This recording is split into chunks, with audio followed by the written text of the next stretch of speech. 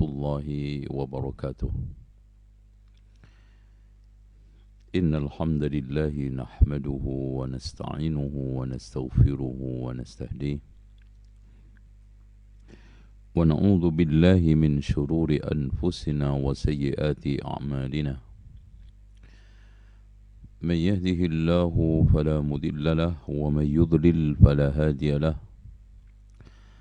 أشهد أن لا إله إلا الله وحده لا شريك له وأن محمدا عبده ورسوله. اللهم صل وسلم على محمد وعلى آل محمد كما صليت على إبراهيم وعلى آل إبراهيم إنك حميد مجيد. Saudaraku seiman, para pemirsa dan teman-temanku yang pagi hari ini beraktivitas, mudah-mudahan Allah lancarkan. Yang sedang sakit Allah sembuhkan, yang sedang mendapatkan kesulitan Allah berikan jalan keluar. Dan semoga kali ini kita mendapatkan ilmu yang bermanfaat. Amin ya rabbal alamin. Baik. Tema yang saya terjemahkan dengan judul ketika agama menjadi beban. Ini dari pasal yang judulnya Tafakkartu yawman fit taklif. Suatu saat saya pernah merenungkan dalam taklif, ya. Taklif itu kewajiban agama. Fara'aituhu, ternyata setelah saya amati terbagi hanya menjadi dua.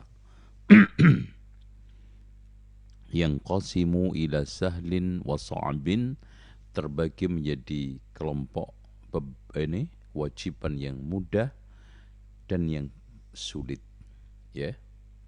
Itu saja, tidak lebih daripada itu.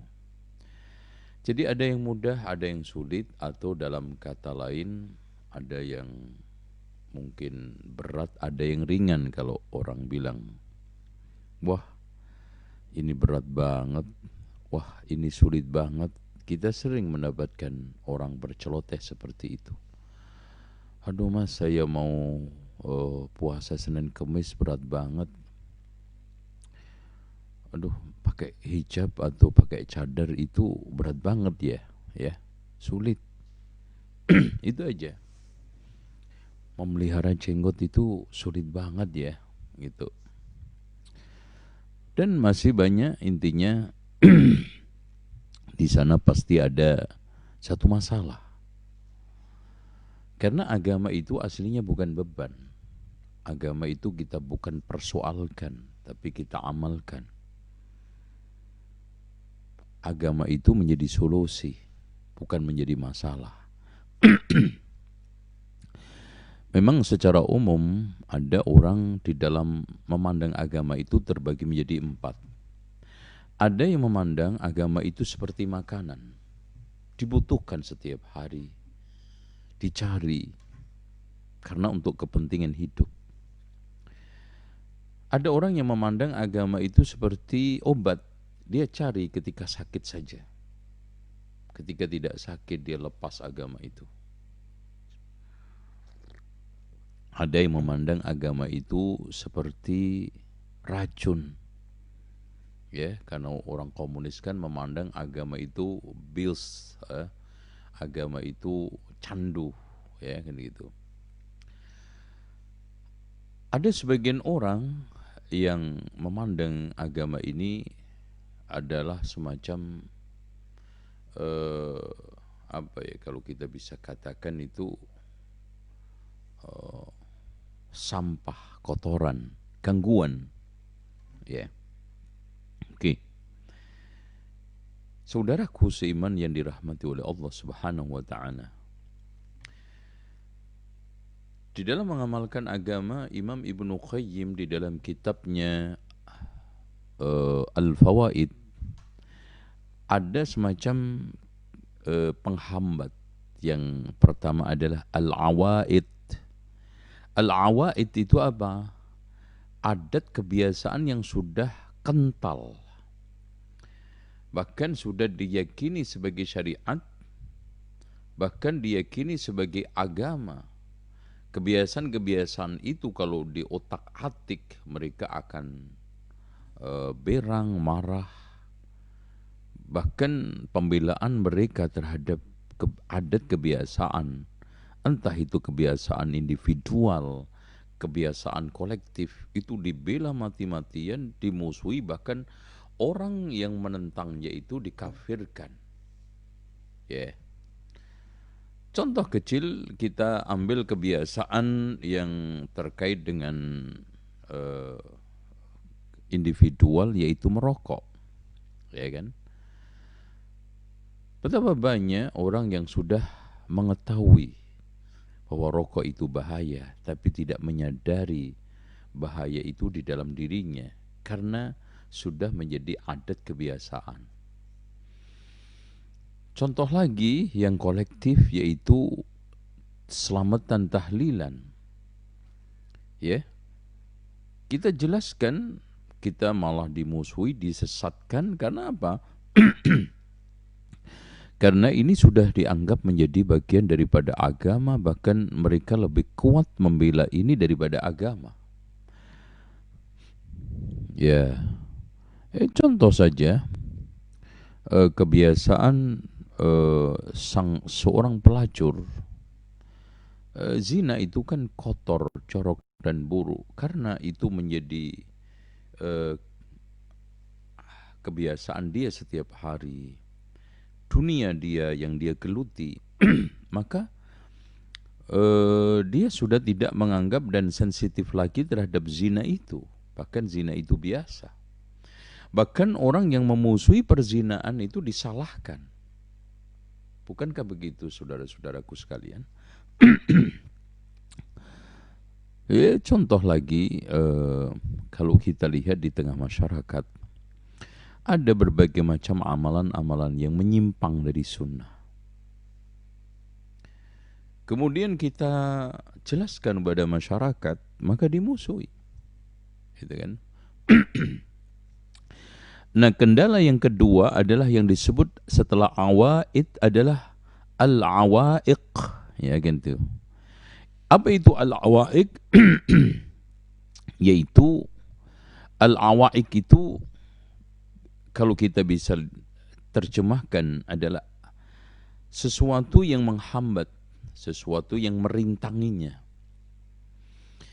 Yaitu sesuatu yang merintangi hati untuk sampai kepada Allah, kata Imam Ibnu Qayyim. Dan itu ada 3. Yang pertama adalah syirik, yang kedua adalah bid'ah, yang ketiga adalah maksiat. Caranya untuk memotong ini, ya, rintangan ini, kalau kita katakan rintangan, kalau syirik dengan cara tajridut tauhid, memurnikan tauhid. Kalau bid'ah dengan cara tahqiqus sunnah. Kalau sekarang maksiat adalah mewujudkan taubatan nasuhah. InsyaAllah awaik di dalam beragama ini akan hilang. Mungkin gitu. Nah, yang ketiganya adalah alaik. Alaik itu apa? Ketergantungan. Rata-rata orang itu sulit untuk mengakui kebenaran dan kesalahan itu karena adanya ketergantungan.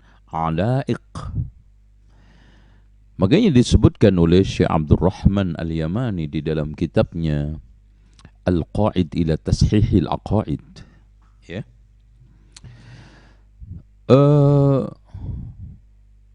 Seorang kadang-kadang sulit untuk mengakui kebenaran padahal sudah nyata karena beberapa hal. Kan gitu. Yang utama pertama adalah gengsi. Kan gitu.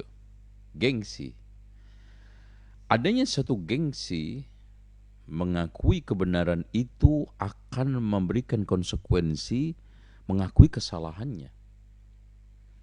Apalagi kesalahan itu sudah diyakini benar berpuluh-puluh tahun mendarah daging, yang diambil dari ustadz-ustadznya. Nah, yang lebih berat lagi, ketika yang disalahkan konsekuensinya itu adalah ustadznya, kiainya. Gengsi kalau kiainya itu disalahkan. Gengsi kalau tokohnya itu ternyata yang dilulukan selama ini adalah salah. Padahal ada satu hikmah, tokoh itu bisa salah untuk suatu ujian, kata para ulama. Apakah kita ikut pendapat dia dengan fanatis atau ada keberanian dari nyali agama kita untuk mengikuti yang benar secara objektif? Ya, karena fanatisme itu membuahkan ketergantungan juga. Ketergantungan pada sosok, ketergantungan pada suatu yang sering dikatakan orang ya sudah PW ya. Orang itu kalau sudah berada di wilayah aman, zona aman manapun, baik zona aman sosial, zona aman politik, zona aman agama, sulit untuk berubah. Ya, apalagi kalau yang disalahkan itu mazhabnya, ya alma maternya, organisasinya, atau tokohnya. Kadang dia sudah terang-terangan mengatakan begini, kalau saya sih mas, saya ngakui salah deh. Itu, anak mah awam-awam aja, tapi masa iya sih guru saya yang sudah 15 tahun di Mekah salah. Nah itu, ini yang berat. Okay. Guru saya itu ngelondok dalilnya. Di Mekah 15 tahun mas, nyopir. Gitu, ya, Masya Allah, 15 tahun. Akhirnya makin fanatis, makin cumut di dalam berpikir. Kan gitu. Yang kedua, faktor seseorang itu setelah mengetahui kebenaran tidak juga rujuk. Karena adanya satu potensi ekonomi, ketenaran, kedudukan yang menggantung pada kesesatan itu. Itu yang gitu. Jadi ketika sekarang ini ada kepentingan ketenaran, jabatan, ekonomi yang menggantung, menempel pada kesesatan itu, susah orang untuk meninggalkan kesalahan. Ya contoh aja, ya maaf, percetakan yang tiap hari ngurusi buku tahlilan kan ordernya sekali tancap itu bisa 15.000 eksemplar. Apalagi selama ini melayani catering tahlilan, ulang tahun. Nah ini kan problem kan gitu. Yang lebih seru lagi, dia tenar karena satu ringtone lagu kan gitu. Dia tenar karena satu lagu tertentu yang hit. Sehingga ketergantungan, ketenaran, ekonomi, posisi itu membuahkan orang itu sulit untuk meninggalkan kesesatan, mengakui kesesatan itu. Kemudian yang tidak kalah pentingnya adalah kibr, sombong. Yang dikatakan oleh Rasulullah SAW, al-kibru batarul haq wa ghamdun nas. Yang namanya sombong adalah menolak kebenaran, meremehkan orang, dan itu suatu setali tiga uang ya. Orang itu kalau menolak kebenaran pasti meremehkan orang yang membawa kebenaran. Itu hal yang logis. Ya. Orang yang sekarang ini sombong itu biasanya dia pantang menerima kebenaran dari orang yang diremehkan. Lu siapa sih? Menyantren juga enggak, paham bahasa Arab juga enggak, berani-beraninya ngomong ABC tentang agama. Nah ini, ya. Walaupun dengan nada yang sangat halus, contoh, ana mah kalau dialog sama Wahabi ecek-ecek mah, kalian sama bin Baz sama Syekh Utsaimin gitulah. Ini sombong yang tidak kentara, gitu ya. Sombong yang puncak adalah kesombongan di dalam agama dan menerima kebenaran, gitu. Sehingga ikhwan yang dirahmati oleh Allah Subhanahu wa taala, kesombongan yang lahir dari ujub, kalau ujub itu meremehkan di dalam hati, kalau diimplementasikan itu namanya kibr. Dan ujub itu adalah berhala yang mudah disembah kapan saja. Kalau patung butuh waktu untuk datang ke tempat pekarangan, butuh jalan. Kalau berhala ujub ini dia bisa sanggup untuk disembah kapan saja. Makanya berhala yang paling berbahaya adalah ujub. Nah, ujub inilah yang melahirkan kibr, yang akhirnya orang itu dengan mudah ketika disampaikan kebenaran, bukan dia cerna, bukan coba diamati, tapi langsung dia siapa? Oh itu biasa Wahabi, itu kan tukang nyesat-nyesati itu. Itu kan Islam Arab itu. Nah, kalau begitu mengaku paling benar sendiri. Itu argumen-argumennya orang sombong.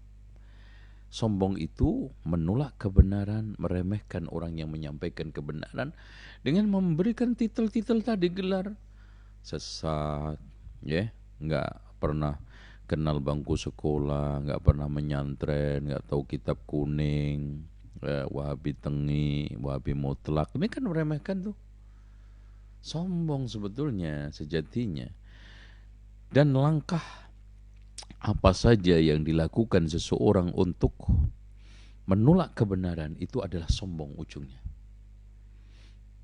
Ya walaupun tampilan secara adat santun katanya Masya Allah, kalau lewat di depan orang itu sambil munduk-munduk, kalau ngomongnya juga halus ya, bahasa tata kramanya Jawa itu runut, tapi isian muatan daripada ucapannya itu adalah menolak kebenaran, sombong.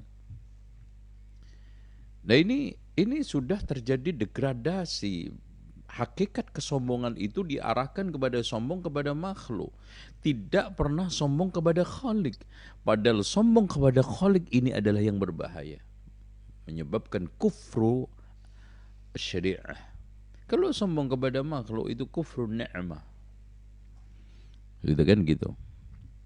Nah yang terakhir adalah hasad. Ini ada runutan yang menyebabkan orang itu sulit untuk mengakui kebenaran itu sebagai suatu hak yang harus diterima, ya. Bahkan dia nantang,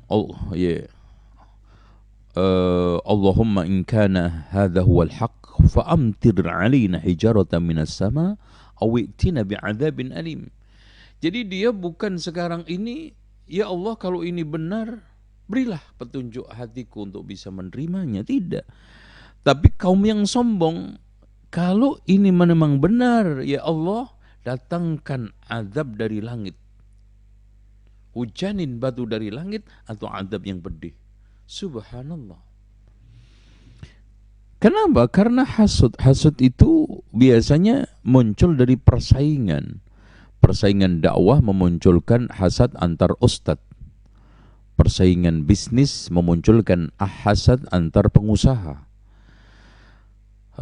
Persaingan di dalam perebutan akhwat, ya persaingan muncul perebutan khidbah kan gitu.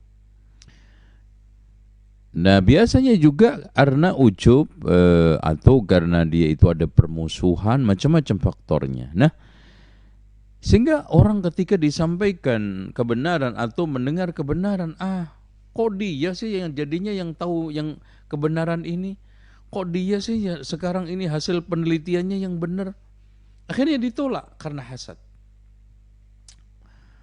Harusnya saya itu kalau soal-soal seperti itu harusnya saya, kan dia bukan ahli tafsir, berani-beraninya ngomong soal tafsir. Nah hasad itu.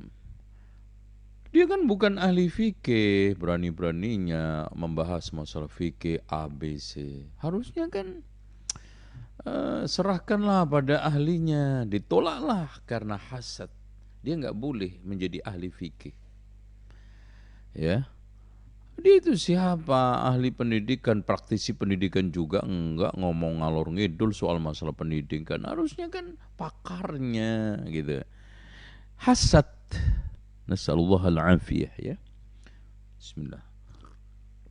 Bahkan kata Syekh Muhammad ibn Shalih al-Utsaimin, hasad di dalam masalah antar ilmu ulama itu lebih dahsyat.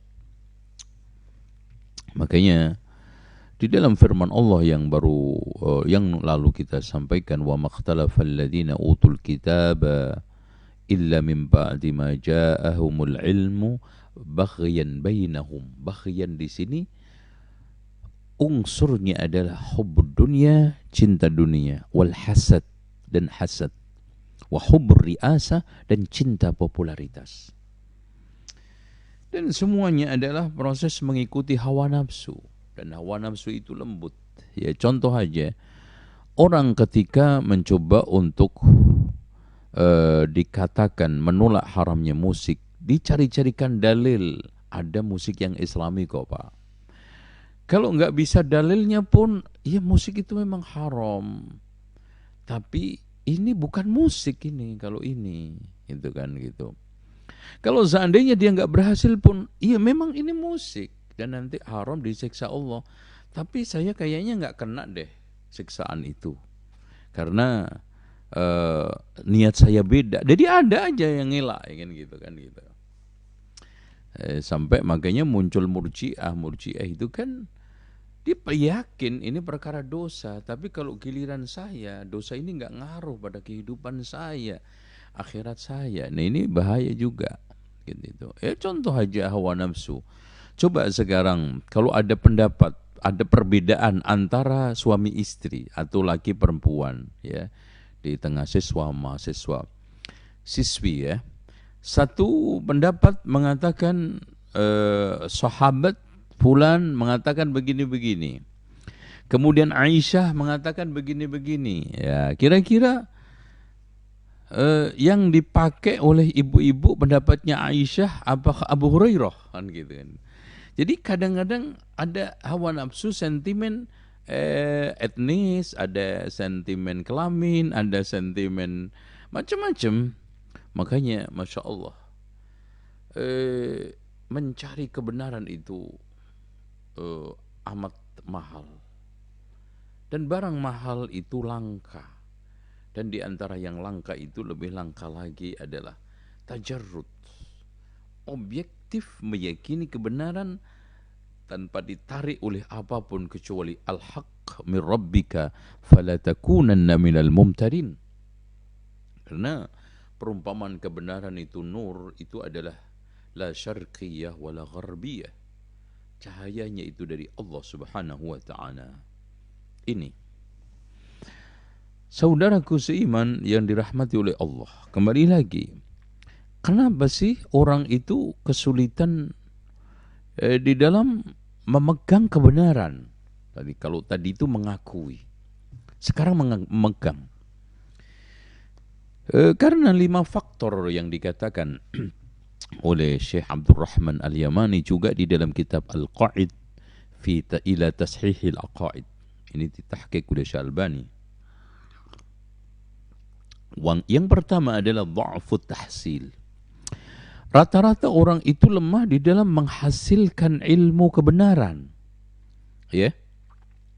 Rata-rata orang itu berat untuk menghasilkan lewat perenungan ilmu. Ilmu itu kan ada 2, ilmu daruri sama ilmu nadhari. Nah, daruri inilah yang mungkin orang semua gampang. Contoh, secara kasat mata orang gampang menerima tata cara wudhu. Tapi yang nadhari butuh berfikir, yaitu mencari hak ma'rifatullah, mengenali tauhid uluhiyah, rububiyah, asma wa sifat, memahami asma wa sifat. Hanya sekedar Allah itu turun ke langit dunia aja itu kan banyak yang kepleset-pleset kan. Itu banyak yang kepleset-pleset. Tuh. Dengan demikian dibutuhkan usaha. Makanya di sini kebenaran itu tidak dibikin terang benderang, agar ada usaha. Kalau dibikin terang benderang tanpa berpikir, semua orang baik, semua orang insya Allah masuk surga. Dari situlah mujahadah, dari situlah adanya satu perjuangan. Begitu juga meninggalkan keburukan, mencari mengenali keburukan kemudian ditinggalkan juga butuh perjuangan. Walaupun di awal saja, di akhirnya insya Allah lempeng enak. Kenapa? Di situ ada pahala, di situ ada kesabaran. Yang kedua, karena banyaknya orang yang lebih kuat meyakini sesuatu yang tidak benar. Ya sering saya saya kasih semacam satu komparasi. Coba di sebagian masjid ada jamaahnya hilang, tidak ribut. Coba beduknya hilang, ribut enggak? Tuh. Masya Allah, ada satu masjid yang jamaahnya tinggal separuh, tinggal seperempat, bahkan tinggal satu baris ketika sholat tarawih. Nggak ribut mereka. Tenang. Tapi coba kalau yang hilang itu beduknya, rame nggak? Tuh. Lagi, banyak orang yang nggak sholat kok di tengah lingkungan itu, tidak pernah ada tokoh masyarakat yang mengancam nggak bakal dikasih KTP. Coba di antara kita nggak ikut selamatan aja, diancam nggak itu? Ini menunjukkan bahwa orang itu lebih kuat keyakinannya yang bukan agama, bukan kebenaran. Yang ketiga, masalah perasaan. Ya, perasaan itu dijadikan sebagai bagian besar dari agama. Saya pernah berdialog dengan seorang, Pak, kenapa sih Bapak itu nggak bisa ninggalin selamatan? Aduh, gimana ya Mas ya? Nah, perasaan kan nggak enak sama orang-orang kampung. Yang ini keluarga yang ditinggalkan saudaranya, nggak mau meninggalkan tradisi itu lagi-lagi juga nggak enak. Coba bayangin, yang mengundang nggak enak, yang diundang juga nggak enak. Dasarnya apakah kebenaran?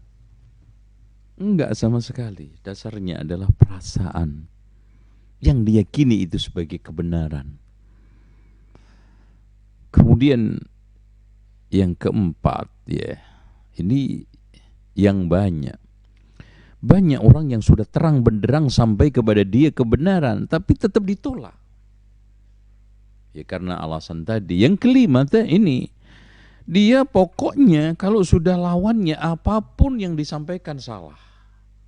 Tidak mencoba untuk mengamati, meneliti.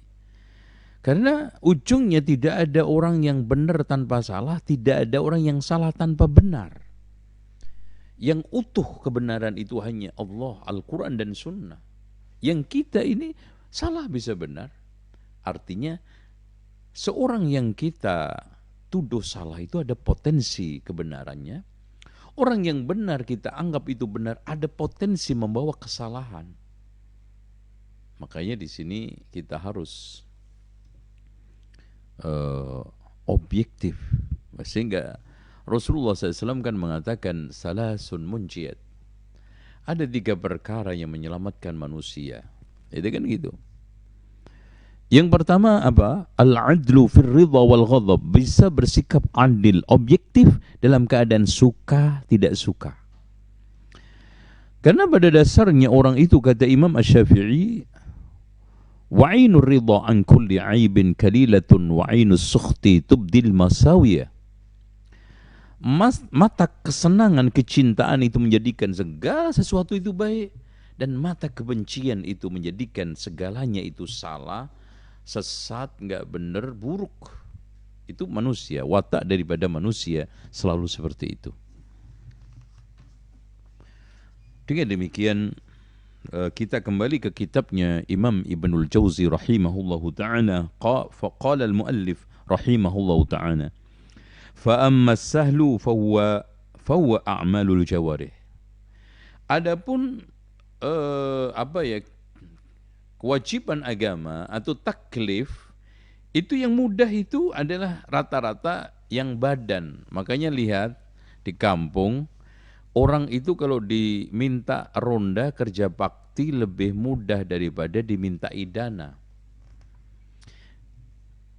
orang yang kerja bakti, kemudian apalagi ronda dan dimintai dana, lebih mudah lagi kalau dia disuruh untuk meninggalkan keyakinan-keyakinannya. Oh, itu kan gitu. Itu runutnya. Illa anna minhu ma huwa ashab min ba'd. Kecuali di sana ada satu dengan yang lainnya lebih susah. Fal wudhu'u was salatu asal minas saum. Wudhu, terus kemudian salat lebih mudah daripada puasa. Was saumu rubbama kana 'inda qaumin asal minaz zakah. Puasa pada sebagian kaum itu mungkin lebih mudah daripada zakat. Karena orangnya pelit. Sehingga lebih rela lapar daripada ngeluarin duit. Ya kan gitu. Makanya Masya Allah, bismillah. Sanksi di agama itu, denda terutama, ada jenisnya itu bayar kafarat, ada yang jenisnya puasa. Lihat aja, orang-orang pelit itu lebih memilih puasa daripada bayar denda. Tuh, ya. Itu orang pelit. Makanya Islam mengantisipasi. Jangan-jangan yang kena pelanggaran ini orang pelit. Atau sebaliknya yang terkena pelanggaran ini orang dermawan. Orang dermawan mudah sekali ngeluarin uang. Tapi berat sekali kalau disuruh nggak makan karena dia biasa royal kan makan. Suruh puasa. Gitu. Nah, disinilah taklif itu kadang berat karena suatu kondisi tersebut. Ya. Wa amma as-sa'bu fayatafawatu fa ba'daha as'ab min ba'd. Adapun taklif yang sulit itu bertingkat-tingkat, satu dengan yang lainnya lebih sulit. Ya. Contoh jihad lebih sulit. Ya, jihad aja. Di sini kan ada jihad itu macam-macam, jihadul kuffar wal munafiqun. Ada jihadu ahlul bid'ah wad dhalal, kata Imam Ibnu Qayyim. Ada jihad lagi syaitan. Ya. Terus jihad lagi ahlul fasad, ya. Ini berbeda-beda tingkatannya. Ya. Ada orang yang dimudahkan oleh Allah berjihad, tapi belum tentu dimudahkan oleh Allah berjihad memerangi ahlul bid'ah wad dhalalah. Ada orang dimudahkan semua tapi belum tentu mudah di dalam menghadapi jihadus syaitan, jihadun nafas. Ya. Bahkan dia bisa menang dari seluruh musuh luar, tapi dia tidak kuat menghadapi musuh dalamnya dia. Ini jihad bertingkat. Contoh lagi juga meninggalkan khamr itu, narkoba lebih berat daripada khamr lebih berat daripada rokok. Tapi ada orang yang bisa mudah meninggalkan khamr tapi tidak mudah meninggalkan rokok. Ya, dan yang lainnya. Sehingga di sini wa amma as-sa'bu fayatafawatu fa ba'daha as'ab min ba'd. Wa minal mustas'abin nadhar wal istidlal al-muwassilani ila ma'rifatil khaliq. Di antara sesuatu yang sulit adalah melakukan perenungan, penelitian, observasi dan experience untuk sampai pada tingkat ma'rifatul khaliq. Ini orang banyak berat, makanya di dalam agama manapun bidang teologi itu lebih sulit daripada sekarang ini derma, akhlak kan gitu. Di kita juga internal menyampaikan akidah ke umat itu lebih sulit jauh daripada menyampaikan fikih. Fikih lebih sulit daripada akhlak. Itu kan gitu. Kenapa? Karena soal masalah mengetuk pikiran hati untuk sampai pada hakikatul ma'rifah.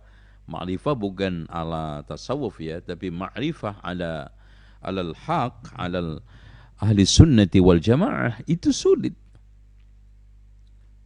Itu makanya di sini ma'rifah itu ada beberapa macam, ada 3.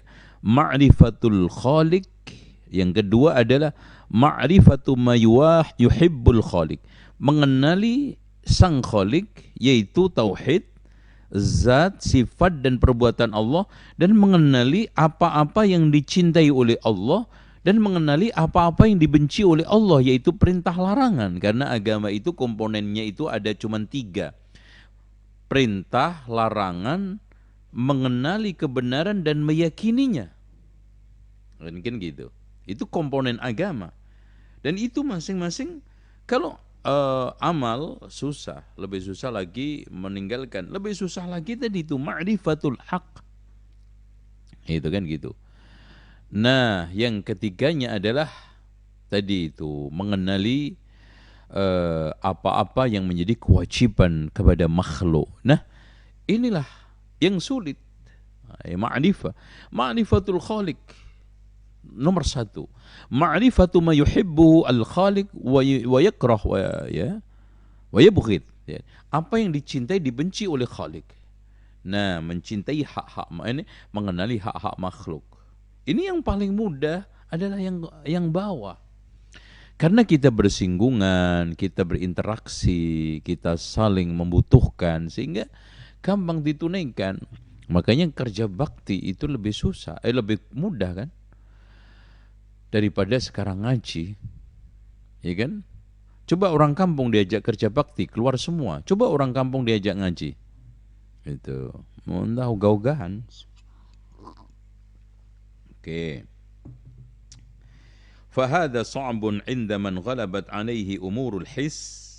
Dan ini berat bagi orang yang sekarang ini, yang tadi disuruh untuk berpikir tentang masalah macam metafisika, soal masalah-masalah kaitannya dengan gaib, itu berat, kecuali orang yang sekarang ini terlindas oleh keyakinan materialistis.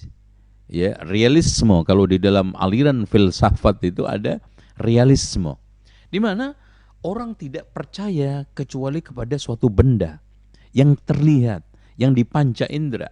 Yang tidak, maka dianggap tidak ada.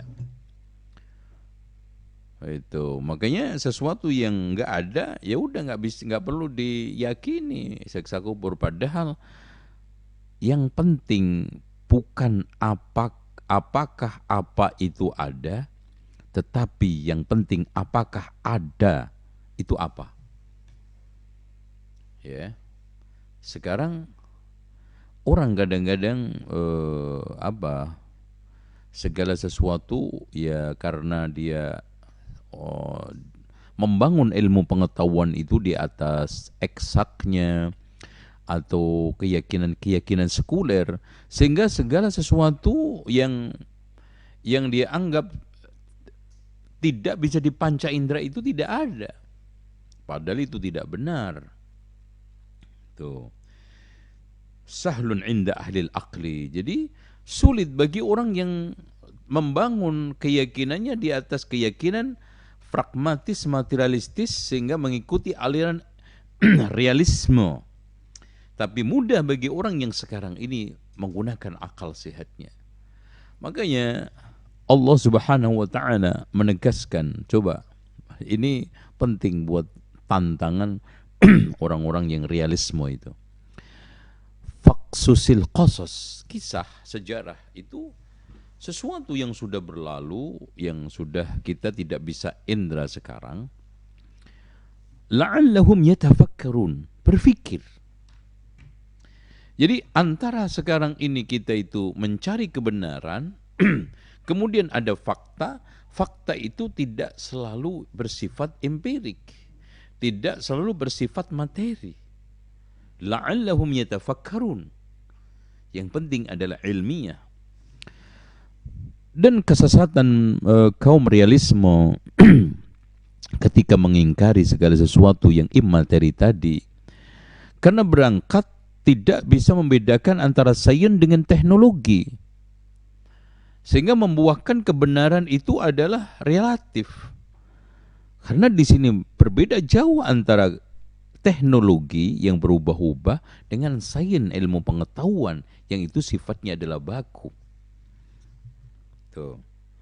Wa minal mustas'ab ghalafatul hawa, termasuk yang paling sulit adalah kita itu terkalahkan oleh hawa nafsu kita. Wa qahrun nufus, memaksa jiwa. Karena makanya di sini penting. Orang itu bisa ala biasa. Makanya segala sesuatu itu harus kita paksakan, kemudian kita biasakan, kemudian kita budayakan. Insya Allah segala sesuatunya itu akan bisa berjalan. Ya, waqarun nufus, karena nafsu itu seperti anak, kalau tidak disape nyusu terus, harus dipaksakan mereka disape. Pelan-pelan kita ganti dengan makanan yang cocok, yang selain ASI. Kalau tidak dia akan nyusu sampai besar. Begitulah nafsu manusia. Begitulah sekarang ini wa amma man khafa maqama rabbih wa nahan nafsa 'anil hawa fa innal jannata hiyal ma'wa. Ya, wa kaffu akufit tibai ani tasarruf fima yusiruhu. Ya, ini menahan yang sudah menjadi kesenangan watak tabiat manusia itu sulit. Ini ya, manusia membangun wataknya itu berpuluh-puluh tahun. Yang buruk akhirnya diyakini sesuatu yang benar, diyakini sesuatu yang bermanfaat, sehingga dia akan sulit dan amat sulit kalau kita tidak pahamkan itu nggak benar, itu nggak manfaat. Itu ya. Kalau sekarang seorang masih berkutat pada ini kan bagus itu, selamatan ini kan Masya Allah, membangun silaturahmi, ngasih sedekah, bagus. Maulid Nabi itu kan bagus. Ini sulit. Dan meyakini ada manfaatnya di antara bla bla bla, sekian manfaat disampaikan. Begitu juga kemaksiatan di sekitar kita. Ada orang yang menganggap bahwa ghibah itu manfaat, sehingga terus dia akan menjalani ghibah, fitnah, namimah. Ada yang mencoba untuk membela, saya ini ngomong fakta. Lah, kalau fakta itu namanya ghibah, kalau enggak fakta namanya fitnah. Itu bedanya dalam ungkapan bahasa itu buhtan. Ada ghibah, ada ifkun, ada ghibatun, ada ifkun, ada kemudian buhtan. Kalau ghibah itu membicarakan sesuatu yang faktual, memang dia seperti itu. Kalau sekarang menceritakan apa saja yang sampai kepada kita, itu namanya ifkun. Makanya rahimallahu mar'an kafa bil mar'i isman ayuhaddisa bi kulli ma sami'. Cukup berdosa, kata Rasulullah, orang yang menceritakan semua yang dia dengar.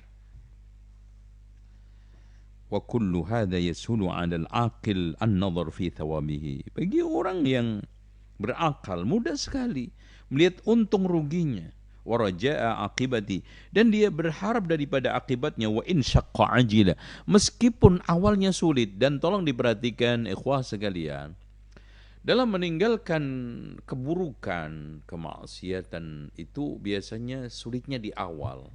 Karena kata Imam Ibnu Qayyim untuk dua tujuan.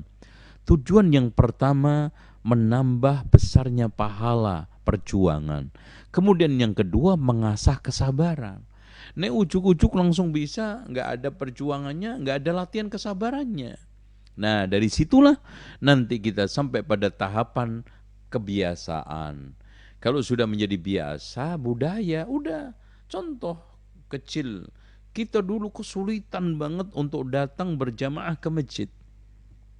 Kita paksakan ke masjid. Ya Allah, anak ke masjid deh. Kayaknya di rumah sholat gini-gini terus, nggak khusyuk. Anak paksakan ke masjid. Sekali, 2 kali, 4 kali, 50 kali, subhanallah, menjadi budaya. Sampai sekarang kita akhirnya kalau nggak ke masjid nggak enak. Itulah rahasia yang terkandung dalam hadis Rasulullah SAW. Man shalla arba'ina yawman yudriku takbiratal ihram ma'al imam kutibat lahu bara'atun minan nifaq wa bara'atun minan nar. Barang siapa yang sholat selama 40 hari menemukan takbiratul ihram bersama imam, maka ditulis 2 kebebasan, bebas dari kemunafikan dan bebas dari neraka. Itu. Jadi Wa in syaqqa ajila, meskipun dia sulit di awalnya, tapi insya Allah ketika awalnya kita paksakan, kemudian kita biasakan, kemudian kita budayakan, akhirnya menjadi mudah. Wa minal, lanjut ya, yang tentang masalah hawa nafsu, afaraita man ittakhadha ilahahu hawa, kalau sudah menjadi tuhannya, menjadi pengendali pengaturnya, bahkan cinta karena nafsunya, benci karena nafsunya, memberi dan tidak memberi karena nafsunya, maka akhirnya menikah, bertasarruf apapun itu dengan nafsu bukan dengan Allah, maka hancur. Makanya kata Rasulullah SAW, man ahabba lillah wa abghadha lillah wa a'ta lillah wa mana'a lillah. Dalam riwayat yang diturunkan oleh Imam Ahmad, wa ankaha lillah, menikahkan karena Allah. Nah itu kan gitu. Ini penting, karena kalau dia itu menikahkan putra putrinya karena Allah, dia akan pilihkan Allah, ridha Allah, karena Allah, gitu kan. Makanya ketika Al-Hasanul Basri ditanya, wah Syekh, anak punya anak perempuan, kepada siapa, dengan siapa kita kawinkan? Dengan laki-laki yang bertakwa. Kalau mencintai dia akan memuliakan, dan kalau membenci tidak menzalimi. Makanya Abu Hamid Al-Ghazali mengatakan, man zawwaja karimatahu bimubtadi'in faqad qata'a rahimah, atau bifasikin faqad qata'a rahimah. Barang siapa menikahkan putrinya dengan orang-orang fasik, maka dia telah memutuskan silaturahminya. Putus kebaikan, berseberangan ya. Amar ma'ruf nahi mungkar, baik buruk, tauhid syirik, sunnah bid'ah, taat maksiat, ini gak bisa nyampur ya. Itu wa innama as'abu takalif wa ajabuha annahu qad thabatat hikmatul khaliq indal aql summa narahu yafqarul mutajaghila bil ilmi al muqbila ala al ibadah hatta ya'uddahu al faqru binajidaihi. Masya Allah, betul. Wa innama as'abul takalif wa ajabuha annahu qad thabatat hikmatul khaliq indal aql. Ya, segala sesuatu yang paling sulit ya, bahwa keadaan taklif, beban agama yang paling berat itu adalah apa? Ini menurut hikmah Khalik ya, segala sesuatu kaitannya dengan akal. Jadi yang paling mudah tadi badan, harta, akal, hati ya, untuk meyakini kebenaran. Makanya di sana kita lihat orang yang Masya Allah, yang sibuk dengan ilmu, ibadah, ya tertindih dengan kemiskinan. Sementara orang-orang tersebut alim harus ngerengek-ngerengek kepada orang bodoh yang kaya raya. Dan berapa banyak orang fasik jahat bersama kebodohannya melimpah hartanya. Itu makanya di sini, wahai teman-temanku sekalian, jangan kita hinakan diri kita. Ilmu kita tukarkan dengan harta. Seorang alim menghinakan diri kepada orang-orang kaya. Jangan itu. Ya. Kenapa? Karena dengan kekayaan itu akan cenderung, kalla innal insana la yadgha. Sungguh manusia itu cenderung melampaui batas. Ar-ra'ahu istaghna. Termasuk melampaui batas kepada ilmu kita. Makanya dari salian kita jangan sampai bertransaksi ilmu dengan harta. Kenapa? Ulaika alladzina ishtarawu ad-dhalalata bil huda fama rabihat tijaratuhum. Allahu akbar. Fama rabihat tijaratuhum. Tidak akan sama sekali pernah untung dagangan kita. ثم تراه ينشئ الأجسام يحكمها ثم ينقض بناء الشباب في مبدأ أمره عند استكمال بنائه فإذا به قد عاد هشيما. Suatu hal yang menjadi hal lumrah ya. Orang dulu itu bayi, kemudian menguat, kemudian melemah, kemudian akhirnya meninggal dunia ya. ثم ترى يؤلم الأطفال حتى يرحموا كل طبع ثم يقول له إياك أن تشد في أنه أرحم الراحمين. Ya, seperti itulah kehidupan. ثم يسمع بإرسال موسى إلى فرعون ويقول له اعتقد anna Allah ta'ala adalla Fir'aun wa'lam annahu ma kana li Adam buddun min akli syajara wa qad wubbiha biqawli wa asa Adam wa rabbahu faghawa. Intinya kita tidak boleh pasrah dengan kenyataan menyandarkan kemaksiatan kepada takdir. Wa fi misli hadhil asya tahayyara khalqun hatta kharaju ila al-kufri wa takdzib. Akhirnya dalam kondisi seperti ini orang itu keluar membawa kekufuran dan pendustaan. Kok begini sih? Kalau Allah itu mencintai Adam, kenapa dibiarin makan buah pohon itu? Ya kalau sekarang Allah Subhanahu wa taala menyesatkan Firaun, ngapain nyuruh Musa untuk mendakwainya? Ini semuanya adalah keyakinan yang akhirnya membangunkan satu sekte Jabariyah Qadariyah. Dan intinya kita tidak boleh bermaksiat dengan alasan takdir. Intinya walau fattashu an sirri hadil asya. Kalau dia itu mencoba untuk mengoreksi terhadap berbagai macam perkara ini, la'alimu, dia akan tahu anna taslima hadhil umur, dia memasrahkan perkara ini takaliful aqli liyud'in. Intinya Allah Subhanahu wa taala memerintahkan ini semua, melarang ini semua, menetapkan syariat untuk membuat suatu takliful aql, membebani akal itu sehingga mampu mencari untuk membuahkan satu sikap apa? Ketundukan. Wa hadza aslun idza fuhima hasala as-salama wa taslim. Kalau dia fahami, inti daripada perintah larangan itu adalah menguji kita agar kita itu tunduk, pasrah kepada Allah Subhanahu wa taala. Karena beragama itu tidak butuh energi kecuali apa? Taslim, pasrah. Makanya kata Ibnu Syihab Az-Zuhri, minallahi ar-risalah, datangnya Allah itu dari risalah itu dari Allah. Wa 'ala rasulil balagh, rasul itu hanya tugasnya menyampaikan. Wa 'alaina taslim, kita tugasnya hanya pasrah. Ya, jadi wong Jawa itu pasrah bongkoan gitu loh.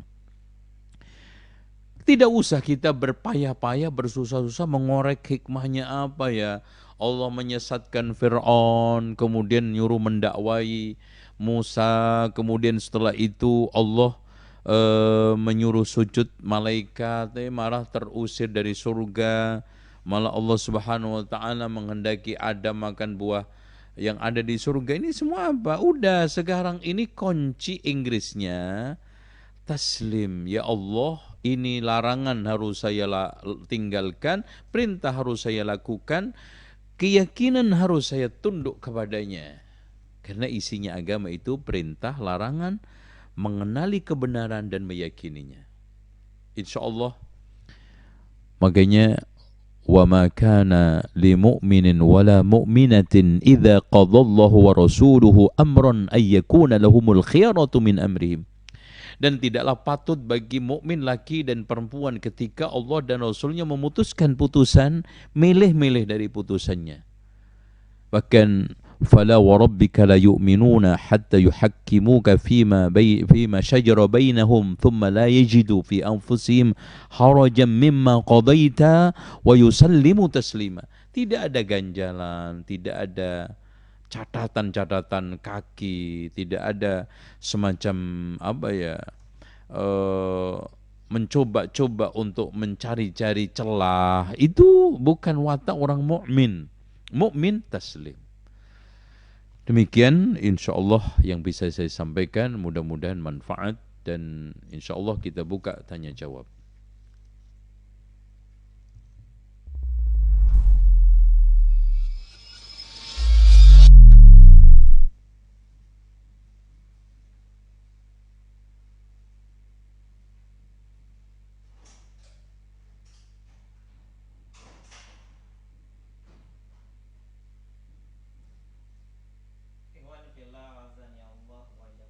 Alhamdulillah, setelah kita simak dan dengarkan bersama ilmu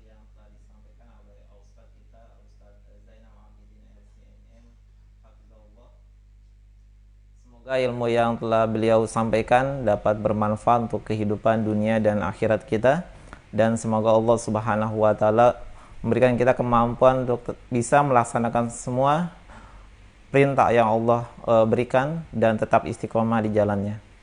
Alhamdulillah, kami ucapkan juga barakallahu fikum, jazakallahu khairan kepada Al Ustaz Zainal Abidin yang telah memberikan ilmunya, dan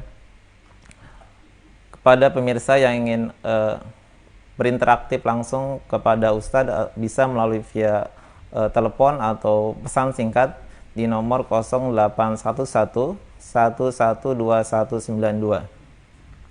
Sekali lagi kepada pemirsa yang ingin bertanya langsung kepada Ustadz bisa melalui via telepon atau pesan singkat di nomor 0811 1112192.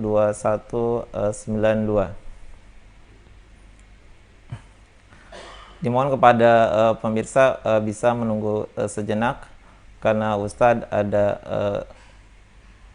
kebutuhan sejenak. Jadi dimohon kepada pemirsa untuk bisa bersabar dalam mengikuti kajian pada pagi menjelang siang ini.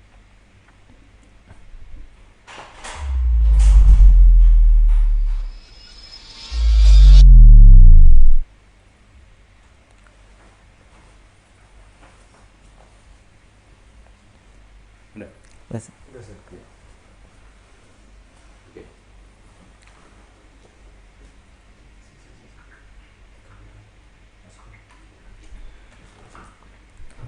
Alhamdulillah, Ustadz sudah siap ingin memberikan jawaban kepada pemirsa yang ingin bertanya langsung kepada Ustadz, baik melalui via telepon atau pesan singkat di 0811 112192.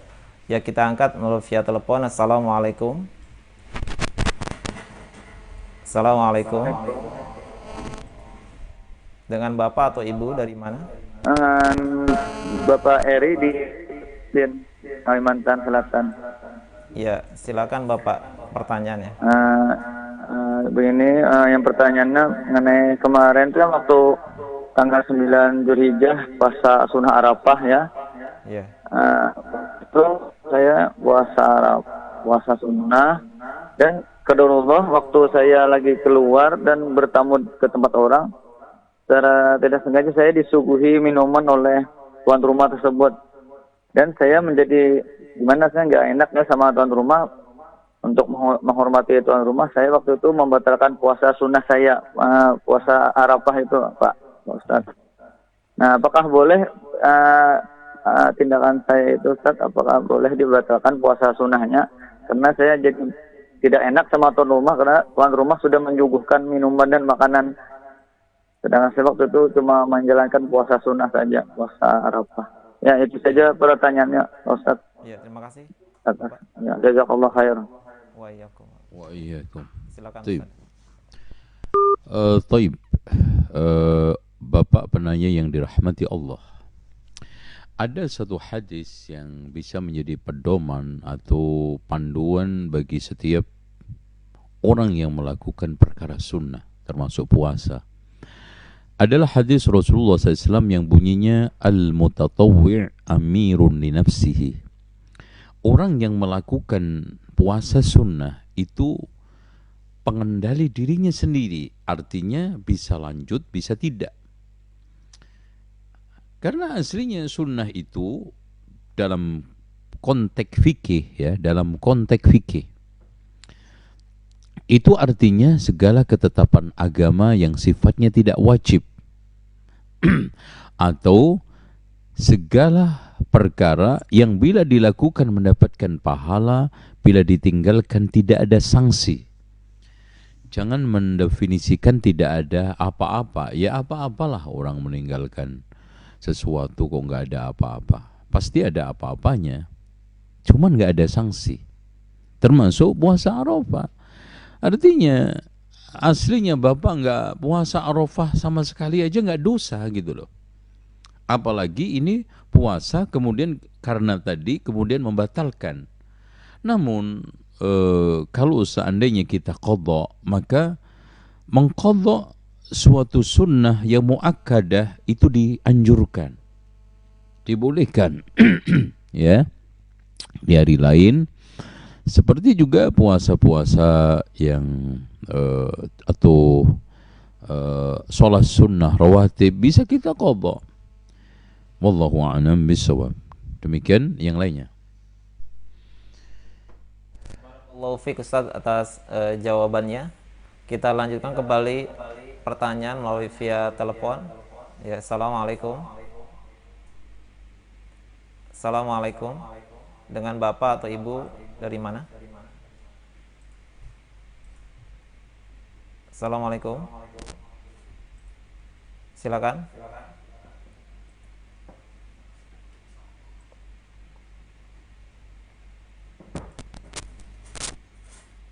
Ya, silakan. Bagi pemirsa yang ingin bertanya langsung kepada Al-Ustaz bisa melalui via telepon atau pesan singkat di 0811 Halo. 112192. Ya, assalamualaikum. Halo. Assalamualaikum Bapak, sudah masuk Bapak, silakan. Silakan Pak, sudah masuk. Ya, silakan. Halo. Silakan Bapak. Assalamualaikum. Volume TV-nya dikecilkan saja Bapak. Fokus di telepon saja. Halo. Ya, silakan Bapak. Ya. Iya. Dengan Bapak siapa, dari mana Bapak? Berkaitan dengan tadi penjelasan Ustadz perihal Ya. Nabi Musa dan Fir'aun. Ya. Bahwa Allah sudah menentukan bahwa Fir'aun akan sulit didakwahi. Tetapi Nabi Musa masih tetap diberitakan untuk berdakwah. Bisa mohon dijelaskan lebih lanjut Ustadz. Terima kasih. Ya, terima kasih Bapak. Ya, silakan Ustaz. Baik. Intinya begini Pak, kita di dalam beragama itu awal yang kita harus jadikan pijakan adalah patuh dulu.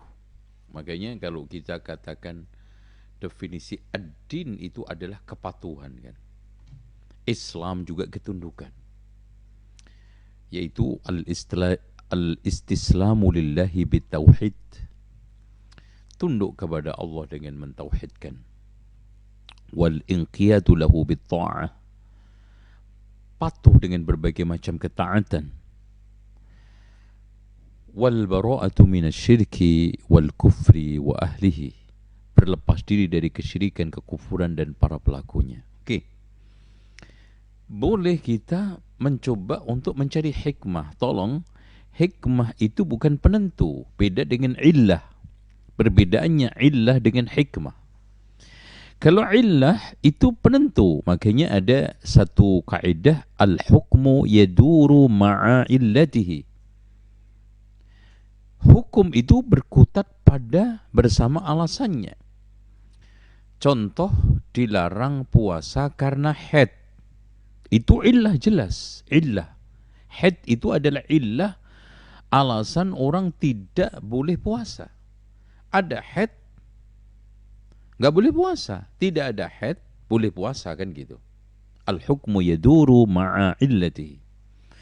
Adapun hikmah itu bisa hanya kita ambil sebagai suatu penguat. Contoh, ya, kita ambil, kenapa sih Allah Subhanahu wa ta'ala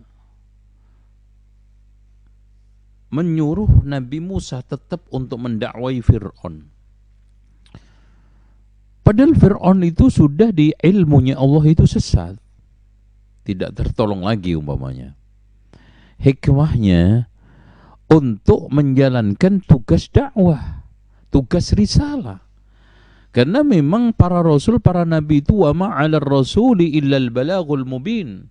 Nabi Yasin pun ketika wa ma'alaina illal balagul mubin. Ya. Dan Allah ketika mengatakan ya ayyuhar rasulu balligh ma unzila ilaika min rabbik. Wahai Rasul, sampaikan apa yang telah diberikan kepadamu dari Tuhanmu. Itu hikmatut tabligh. Ya kan gitu. Begitu juga Allah Subhanahu wa taala. Kenapa Allah Subhanahu wa taala ini mencintai Adam dan anak turunnya, tetapi kenapa diusir dari surga? Kan gitu. Kalau kita ingin mencoba untuk mencari-cari hikmahnya, adalah inni ja'ilun fil ardi khalifah.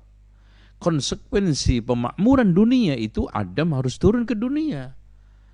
Qulna bitu ba'dukum li ba'din adu wa mustaqarrun wa mata'un ilahin. Tempat tinggal dan mencari kenikmatan sampai hari kiamat. Itu dengan demikian kita kewajiban bukan mencari apa yang sekarang ini di Lauhul Mahfuz. Tapi kita harus meyakini segala sesuatu. Kita ingin jelaskan dulu kehendak itu ada dua ya Pak ya. Kehendak kauniyah, qadariyah. Ya, itu yang disebut dengan sunnatullah di alam semesta. Seperti hujan, kemarau, adanya Covid. Ada al-iradah asy-syar'iyyah, kehendak Allah yang sifatnya syar'i, ya. Anak kasih contoh kumpul dalam satu perkara. Contoh mati bunuh diri. Ini adalah ketetapan kehendak Allah qadariyah.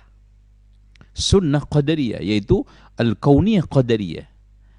Tapi Allah melarang bunuh diri, ini namanya iradah syar'iyyah. Artinya Allah mengendaki secara syar'i tidak boleh bunuh diri. Dan bunuh diri itu haram. Tapi Allah mengendaki dari sisi kauniyah qadariyah adanya orang bunuh diri.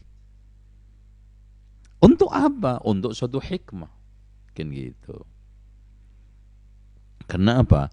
Tidak semua yang dikehendaki Allah otomatis dicintainya. Itu di dalam iradah kauniyah qadariyah.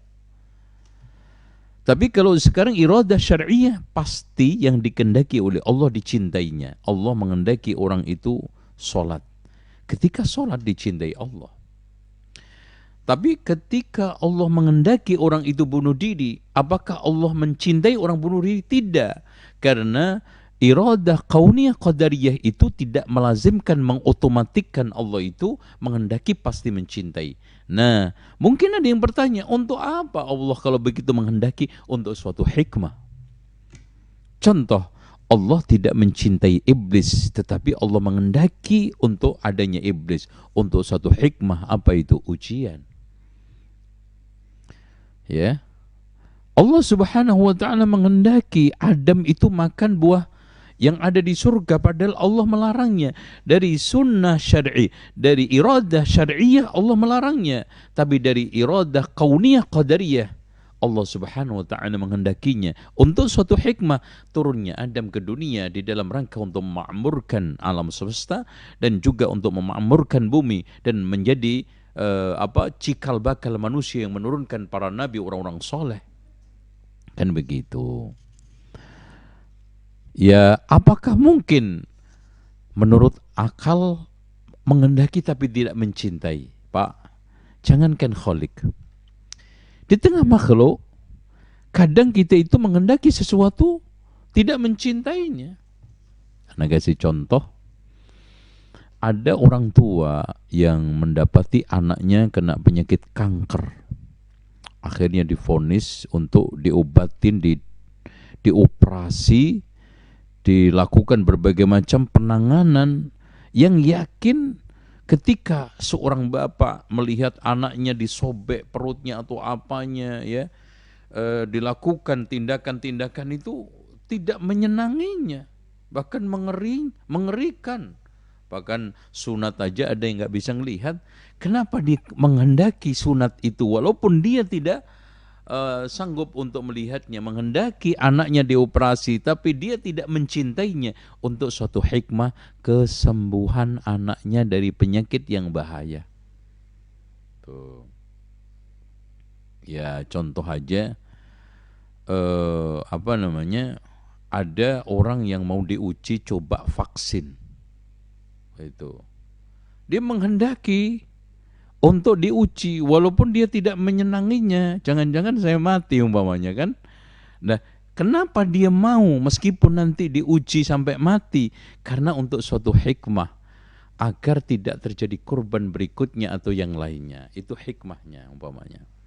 Dengan demikian segala sesuatu itu tidak lepas dari berbagai macam hikmah yang ada. Wallahu a'lam bishawab. Ada lagi? Silakan. Barakallahu fik, jazakallahu khairan atas jawabannya Ustaz. Selanjutnya kita buka pertanyaan melalui pesan singkat Ustaz. Ya. Bismillah, Assalamualaikum warahmatullahi wabarakatuh Ustaz. Ada yang berpendapat bahwa setiap muslim harus memiliki kekayaan yang banyak agar tegaknya perekonomian Islam, dan menganggap keliru kebanyakan pikiran orang Islam jika punya kekayaan yang banyak maka akan berat hisabnya. Bagaimana pandangan yang benar tentang hal ini Ustaz? Semoga Allah menjaga Ustaz beserta keluarga. Jazakallahu khairan. Silakan. Yang paling benar adalah pandangan Islam. Yang paling benar adalah putusan Allah. Allah mengatakan, "Wabtaghi fima atakallahu daral akhirah." Carilah karunia yang diberikan oleh Allah tanpa batas. Tapi untuk sarana kehidupan akhirat. Wala tansa nasibaka minad dunya. Jangan kita lepaskan, karena kita butuh pakaian, butuh kendaraan untuk ta'lim, butuh kendaraan sarana untuk jihad, perlengkapan haji gitu. Dan ini konteksnya untuk siapa Pak? Masya Allah, hikmah. Ayat ini kan sebetulnya Allah menirukan ucapan tokoh ketika negur Qarun. Qarun tidak ditegur untuk Qarun, kamu jangan kaya ya. Udah berhenti aja jadi orang miskin lo ya. Gitu. Enggak. Allah Subhanahu wa taala di sini membenarkan ucapan ini tokoh pada saat itu, yang tidak lain adalah Nabi Musa alaihissalam dan juga yang membantunya dakwah. Wabtaghi fima atakallahu darul akhirah. Kan gitu. Oleh karena itu sering saya definisikan zuhud itu tidak kesan miskin. Zuhud itu adalah terima apa adanya pemberian Allah, yang penting halal walaupun 50 miliar. Gitu loh. Makanya ishad fid dunya yuhibbukallah. Zuhudlah di dunia, terima apa adanya yang penting halal. Jangan coba-coba nengok yang haram. Washad fima indan nas, dan juga jangan tengok yang di tangan manusia.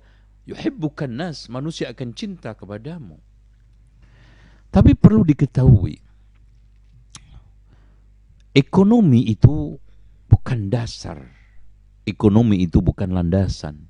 Ekonomi itu hanya sarana. Ekonomi itu adalah pelengkap. Yang jadi masalah sekarang, ekonomi jadi dasar. Dasar kehidupan, dasar bernegara, dasar segala pun. Makanya kalau kita lihat tingkah berbagai macam orang berbicara, baik itu formal, legal maupun ilegal, itu selalu yang diutamakan adalah ekonomi. Kesuksesan seorang pemimpin diukur di ekonominya. Nauzubillah. Ini kan standar pemimpin yang ditetapkan oleh orang Yahudi, Bani Israel, kepada Talut. Bagaimana dia bisa menjadi raja di tengah kita, ya Allah? Ya, walam yu'ta sa'atan minal mal, enggak punya duit. Makanya Allah tegur keras Bani Israel. Enggak bisa, uang itu bukan ukuran wahai Bani Israel. Ya. Tapi fazadahu bastatan fil ilmi wal jismi. Saya telah berikan keluasan di dalam ilmunya dan jasadnya. Itu. Makanya Allah Subhanahu wa taala juga menegur di akhir zaman nanti, di mana tanda-tanda kiamat, ketika Abu Sa'lab Al-Khushani menanyakan kepada Rasulullah SAW, firman Allah, "Alaikum anfusakum la yadurrukum man dhalla idza tadaitum." Urusi diri kamu sendiri, tidak membahayakan kesesatan orang lain kalau kamu mendapatkan petunjuk. Apa kata Rasulullah? Balik tamiru bil ma'ruf fatanahaw 'anil munkar. Bahkan kamu terus harus amar ma'ruf nahi munkar hatta idza ra'aitum syuhhan muta'a, sampai kamu melihat bakhil yang ditaati, wa hawan muttaba'a, hawa nafsu yang diikuti, wa dunyan mu'tharata, dunia yang diutamakan, wa ijabi di ra'yin bi ra'yi, orang kagum dengan pendapatnya sendiri. Ya maaf, sekarang di seluruh lini kehidupan, ekonomi, dunia, harta dijadikan landasan. Landasan itu akidah. Landasan itu ma'rifatullah, ma'rifatul Rasul, ma'rifatul dinil Islam. Dunia itu sarana. Makanya Yahya bin Mu'ad mengatakan harta itu seperti kalajengking. Kalau kamu tidak pintar meruqyahnya, jangan kamu pegang. Apa itu ruqyahnya? Ambil dengan cara yang halal, tunaikan haknya. Makanya Umar bin Abdul Aziz mengatakan, sesungguhnya Adam diturunkan oleh Allah hanya sekedar untuk menjalankan ujian. Ujian di dunia. Kemudian balik, namanya ujian sementara. Lihat aja ujian nasional nggak lama, terus balik lagi. Sesungguhnya dunia ini ibarat ular, indah untuk dipandang dan bahaya untuk dipegang. Wallahu a'lam bissawab. Barakallahu fiq Ustadz atas jawabannya. Selanjutnya kita buka pertanyaan melalui via telepon. Ya, assalamualaikum. Assalamualaikum. Silakan, sudah masuk. Assalamualaikum. Assalamualaikum. Dengan Bapak atau Ibu dari mana? Ya, dengan Herman Pak, Jakarta Barat. Ya, silakan Pak. Pertanyaannya. Ya, ini mau nanyain tentang puasa sunnah, Pak. Ya. Saya kan lagi belajar puasa sunnah Daud. Dari Idul Fitri, habis Idul Fitri kemarin, kan terputus kemarin puasa Arafah. Kemudian sebelum saya menyambung lagi, saya puasa yang mulbit dulu 3 hari. Itu boleh nggak? Baru saya mulai puasa Daud lagi. Itu aja, Ustaz. Ya, makasih, Ustaz. Barakallahu fiik. Assalamualaikum. Waalaikumsalam. Assalamualaikum. Perlu diketahui bahwa puasa Daud ini adalah jenis puasa sunnah paling afdal. Karena Rasulullah sallallahu alaihi wasallam mengatakan afdalu siyam saumu Daud yasumu yauman wa yuftiru yauma. Puasa sehari, buka sehari. Nah, kalau seandainya ada celah, ada diselai, boleh nggak? Boleh diselai dengan umpamanya Idul Fitri, Idul Adha nggak boleh puasa, ya silakan. Diselai dengan mungkin istirahat saya nggak puasa lagi, boleh. Diselai dengan puasa ayyamul bid juga boleh. Intinya al-mutatawwi' amirun li nafsi. Ini kaidah besar, saudaraku sekalian. Orang yang melakukan sunnah, termasuk puasa sunnah, itu punya hak atas dirinya sendiri untuk milih iya atau tidak, ganti, geser, dan yang lainnya. Wallahu a'lam bishawab. Ya. Barakallahu fiik Ustaz atas jawabannya. Selanjutnya kita buka pertanyaan melalui pesan singkat. Ya. Assalamualaikum warahmatullahi wabarakatuh, Ustaz. Waalaikumsalam warahmatullahi wabarakatuh. Ada teman Ana yang belum mengenal sunnah, ingin bertanya dan minta saran. Beliau menginginkan cerai karena sudah jenuh dan dirasa cukup. Suaminya suka kasar dan suka menghina dirinya. Selama 4 tahun dia mencoba bersabar, tapi tidak ada perubahan pada suaminya. Justru suaminya merasa besar kepala karena selalu meningkat karirnya sebagai pegawai bank. Padahal istrinya ini bekerja juga dan lumayan penghasilannya. Kadang dia suka diusir dari rumah. Dan suaminya pernah bilang talak beberapa kali. Tapi baik lagi hubungannya sebagai suami istri. Mohon bantuannya, nasihatnya Ustaz. Jazakallahu khairan. Baik.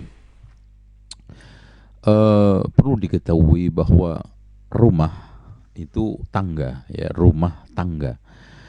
Pasti rumah itu ada tangganya, ya.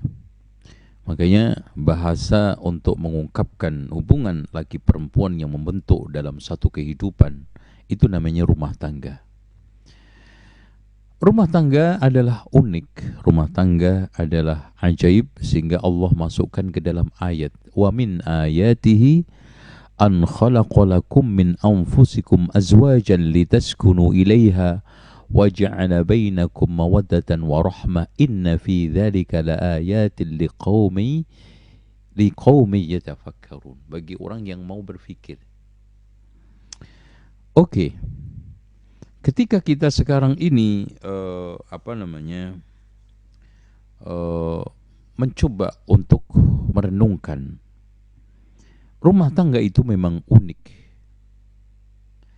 Rumah tangga itu ada sukanya, ada dukanya. Sehingga ketika kita mengucapkan doa kepada pengantin, barakallahu laka wa baraka alaika. Nah, yang menjadi permasalahan kadang sebagian pasangan, entah lagi perempuan, itu tidak mau menerima paket sempurna, tapi paket hemat, dicari yang enak tok. Ya. Harusnya ketika kita berumah tangga itu mengambil paketnya itu paket lengkap ya. Apa yang namanya kalau makanan itu paket lengkap itu apa, Pak? Ya. Apa? Iya, enggak namanya paket lengkap ya, paket sempurna. Iya, komplit gitu loh Mas ya. Kan kalau istilahnya ada nasi komplit gitu ya, paket komplit. Nanya juga ke toko makanan, Mas mau ambil paket hemat apa komplit? Komplit aja, apalagi ada diskon. Nah, berumah tangga itu kita harus belajar ambil paket komplit. Komplit bersama kompleknya, karena rumah tangga itu komplit dan komplek. Komplit dari sisi problematikanya, kompleks dari sisi problematikanya, kompleks dari sisi permasalahannya. Jadi masalahnya komplit, problemnya kompleks. Nah, disinilah dibutuhkan satu perangkat. Yang pertama adalah adanya tanggung jawab kedua pasangan untuk kelangsungan hidup rumah tangga. Ya, kalau yang satunya ogah-ogahan yang nggak jadi, ya entah suami entah istri. Kemudian yang kedua yang tidak kalah pentingnya adalah adanya kemauan dan kemampuan untuk menyelesaikan seluruh perkara rumah tangga dengan bijak, hikmat, dan juga arif. Tuntas, ya diselesaikan secara tuntas, penuh dengan bijaksana, arif, dan hikmat. Nah, yang tidak juga kita bisa ingkari adalah mewujudkan komunikasi yang hangat, komunikasi yang baik, yang itu didasari atas saling pengertian, saling memahami, saling mencoba untuk bisa membaca suara hati masing-masing, tidak mengedepankan egois. Nah, yang paling terakhir ini penting adalah mengajukan tuntutan yang realistis, dan yang tidak kalah pentingnya ini tuntutan yang realistis, keinginan-keinginan dan juga berbagai macam permintaan yang kompromistis atau tuntutan yang kompromistis, keinginan yang realistis. Kalau itu semua kita dasarkan di atas rumah tangga yang kita bentuk, insya Allah akan langgeng. Nah, kita tidak ingkari bahwa perceraian itu adalah sunnah syariah, bukan hanya sekedar sunnatullah. Makanya di sana ada hadis yang dipolemikkan oleh ulama, abghadul halali indallahi at-talaq. Sesuatu halal yang paling dibenci oleh Allah adalah halal. Ini tolak. Halal dari sisi syariat, dibenci karena itu kalau bisa dihindarkan. Tapi pada akhirnya Rasulullah SAW pernah menceraikan Zainab, Aisyah, kemudian juga Zubair menceraikan Asma, ya. Begitu juga sahabat-sahabat tabi'in dan yang lainnya. Karena pada akhirnya ketika sekarang kehidupan dipaksakan akan makin runyam, dan sulit untuk dicarikan titik temu dan titik satu, dan makin hari makin mendatangkan problem, satu dengan yang lainnya saling menjauh bukan saling merapat mendekat, maka tidak ada pintu lain kecuali satu, yaitu pintu perceraian. Oleh karena itu, di sini Islam memberikan tahapan-tahapan, ya, dari mulai nasihat, mendiamkan, terus kemudian memukul, sampai pada tingkatan akhirnya fab'atsu hakaman min ahlihi wa hakaman min ahliha. Kita kumpulkan penengah dari pihak laki, penengah dari pihak perempuan, kemudian terus enggak. Di situ kalau memang bisa, apa salahnya kita bikin SWOT, ya. SWOT itu apa ya? Singkatannya strikes. Terus kemudian W-nya, terus opportunity-nya, kan gitu. Nah, kita pelajari untung rugi dan juga kuat lemahnya, lanjut atau tidak, maka setelah itu hakama min ahli wa hakama min ahliha ini memutuskan. Udah, kayaknya sudah tidak bisa dicarikan titik temu. Akhirnya itulah dari hikmah, dari sekian hikmah, Allah Subhanahu wa ta'ala mensyariatkan cerai. Tetapi sekarang saya lihat di sini faktornya adalah faktor ekonomi. Di sinilah, ya, ekonomi di akhir zaman itu banyak menghancurkan kehidupan, termasuk rumah tangga. Bukan soal masalah kemiskinan, tapi kekayaan. Karena dua-duanya, miskin tidak bisa memanage, kaya tidak bisa memanage, mengelola, maka akan menimbulkan masalah dua-duanya. Jadi kekayaan yang tidak dimanage juga akan menimbulkan masalah, kemiskinan tidak dimanage juga akan menimbulkan masalah. Makanya Allah mengatakan, kalla innal insana la yadgha ar-ra'ahu istaghna. Sungguh manusia itu cenderung melampaui batas ketika melihat dirinya kaya. Masalah. Gitu kan, gitu. Tapi juga kenapa Rasulullah berdoa, Allahumma inni a'udzubika minal kufri wal faqri, ya Allah, aku berlindung kepadamu dari kekufuran dan kemiskinan. Masalah juga ketika kita tidak kelola dengan baik.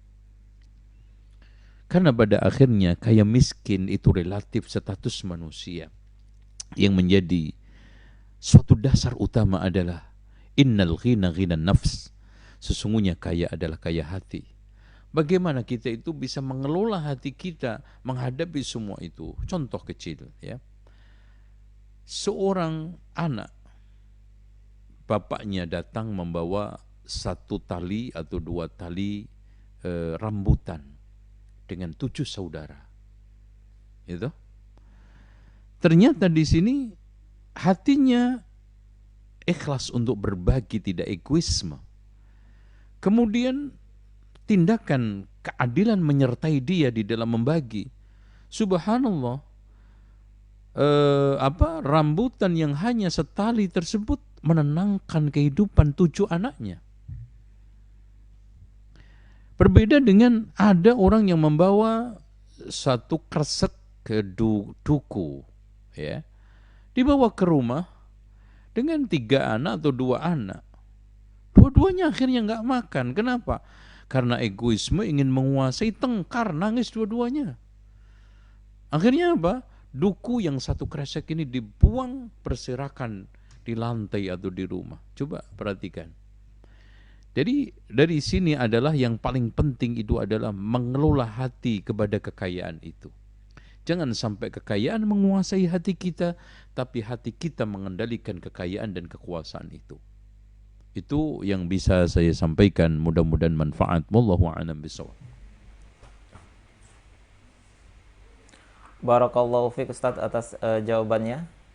Silakan bagi pemirsa yang ingin bertanya langsung kepada Ustadz bisa melalui via telepon atau pesan singkat di nomor 0811112192. Selanjutnya kita buka pertanyaan melalui pesan singkat. Ustadz, Umi Ana sudah nikah 3 kali. Bapak Ana yang kedua menaruh sesajen di rumah Ana di dalam tanah, tepatnya di pintu rumah tempat keluar masuk bagi penghuninya. Umi Ana baru menceritakan pada saat kakak Ana bertanya kenapa keramik ini terlihat hancur dan berbeda dengan keramik yang lain. Kata Umi Ana, di sana ada pisang, bunga-bunga, sesajen, ayam masih hidup 1 ekor, dan lain-lain. Dengan tujuan supaya rezeki bisa lancar. Pertanyaannya, bagaimana yang harus kami lakukan sebagai anak pada saat mengetahui hal tersebut? Apa hukumnya? Jazakallahu khairan, Ustaz. Inilah yang saya katakan tradisi keyakinan yang sudah diyakini seperti bahkan lebih unggul daripada syariat. Satu contoh aja, ada seorang dinasihatin oleh ulama untuk rajin sholat duha, nggak dengar. Untuk rajin sholat tahajud, nggak dengar. Tapi diminta dukun untuk cari ayam cemani, keliling dari kampung ke kampung menyusuri beberapa desa. Dia lakukan itu, coba bayangkan. Bahkan ana pernah dengar ada seorang yang kehilangan saudaranya, akhirnya ke dukun. Kata si dukun, supaya adik kamu ini yang hilang itu bisa balik, coba beli sepeda beko, sepeda itu yang kebo yang gede itu ya. Sekarang kan lagi booming sepeda tuh. Yang sepeda kebo ini biasanya sepeda ontel dinaikin bapak-bapak tua nih ya. Nah, itu disuruh jagang setiap pagi setelah subuh, diputer rodanya ke belakang 17 kali nggak napas, coba. Masya Allah. Itu. Yang lebih lucu lagi, ada orang yang datang dari kiai tapi dukun ya, dukun tapi pura-pura jadi kiai supaya laku di Indonesia kan. Itu supaya ngasih ilmu, supaya naik bus nggak bayar, naik kereta nggak bayar, baca waja'alna min baini aydihim saddan wa min khalfihim saddan faghshaynahum fahum la yubsirun 71 kali nggak napas kan gitu. Ini juga lebih aneh lagi. Nah, kembali lagi, ini adanya suatu keyakinan yang membenarkan. Kenapa? Tadi itu ngubur ayam supaya rezekinya lancar. Nah, kurang gede sebetulnya. Kalau ayam kan kecil, kambing sekalian kalau bisa sapi ya, itu galinya yang repot kali di tengah halaman. Atau biasanya di dalam rumah ya. Itu ya. Lucu lagi, ada di antara mereka yang ketika ngubur ari-ari itu dibekali kaca, sifat alis, kemudian bedak supaya cantik, dibekali pulpen supaya buku, pinter, sekalian aja ATM, BCA, kaya gitu kan gitu. Ini satu keyakinan khurafat yang harus kita hilangkan dari kehidupan kita. Ya, dan disinilah sebetulnya umat Islam itu harus realistis gitu loh. Kalau dalam hal-hal yang seperti ini ya mengikuti aliran realisme nggak apa-apa gitu loh. Tapi dalam hal-hal keyakinan kepada Allah dia mengikuti aliran realisme. Tapi soal masalah dukun, soal masalah hal-hal klenik gitu masih juga percaya. Ya, ini dengan demikian hal ini bisa mengarahkan kepada kesyirikan. Karena gini, kalau kita yakini bahwa sumber rezeki saya dari tadi kalau istilah orang Jawa itu tumbal tuh Mbak ya, tumbal itu bisa syirik karena dia meyakini adanya sumber rezeki selain Allah kan gitu. Tapi kalau itu diyakini sebagai sarana yang ngasih rezeki tetap Allah, ini adalah dosa besar. Ya. Karena dia menjadikan sebab sesuatu yang bukan sebab aslinya yang telah dibenarkan oleh syariat. Wallahu a'lam bishawab. Yang lain silakan. Barakallahu fiik Ustaz atas jawabannya. Selanjutnya kita buka melalui pesan singkat kembali Ustaz. Yeah. Assalamualaikum warahmatullahi wabarakatuh. Ummu Ubay dari Yogyakarta. Yes. Pertanyaannya, setiap bulan sudah mendapat uang bulanan dari suami. Suami mempercayakan kita untuk memanage. apakah jika sedekah ambil bagian dari jatah tersebut masih wajib memberitahu suami? Selanjutnya, suami memberikan sebagian penghasilannya untuk orang tua, termasuk kewajiban atau sedekah. Jazakallahu khairan Ustaz. Dalam hadis Rasulullah SAW, ma min imra'atin anfaqat min mali zawjiha falahu nisfu ajriha. Barang siapa perempuan mana saja menginfakkan dari harta suaminya, dia mendapatkan pahala separuhnya. Tapi intinya gini, harta suami di tangan istri itu ada 3 macam. Ya. Pertama adalah harta yang mahal. Ini harus izin. Ya. Meskipun sudah dipercayakan. Contoh, tiba-tiba mengasihkan motor baru dibeli kepada adiknya, nggak boleh karena ini harta mahal. Kemudian yang keduanya adalah harta yang biasa, ya, harta yang biasa. Contoh makanan dari oleh-oleh dari haji, umroh. Ini kita berikan, kita mendapatkan pahala dari separuhnya.